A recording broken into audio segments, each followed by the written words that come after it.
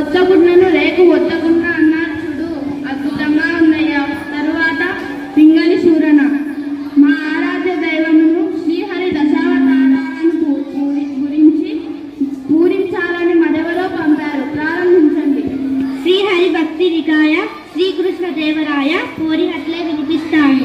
మత్స్యమై జడనిది మడయించు సోమకుం భూర్మమై కవ్వపు గొండమోసెన్ గిటియై చంపాడు. పూర్వమై వందల గిరిమోసి పాల సముద్రం చిలకడానికి సాయమైనాడు. వరాహ రూపంలో హిరణ్యక్షుని చీరాడు. నృసింహమై హిరణ్య కశిపుడిని చీల్చాడు. వామనుడై బలిని పాతాళానికి పంపాడు. పరశురాముడై రాజుల దర్పాన్ని కూల్చాడు. శ్రీరాముడై రావణుని వధించాడు. శ్రీకృష్ణుడై రాజుల దర్పాన్ని అంతం చేశాడు. బుద్ధుడై పురస్త్రీల బుద్ధి మార్చి శివుని చేత త్రిపురాసుని చంపించాడు. కల్కిగా నీతిహీనులను కూల్చాడు.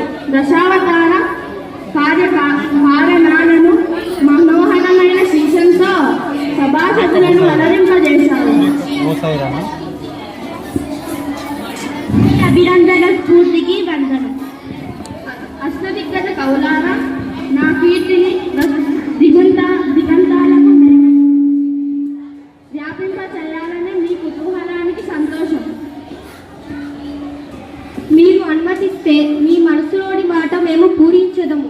కొందరు తాండతీదలు, కొందరు నాగరకుల్ వదావదుల్, కొందరు చాతురీ ప్రియులు, కొందరు నీతికి భూతికి సిద్ధహస్తులు, కొందరు నాయకుల్ మరియు కొందరు గాయ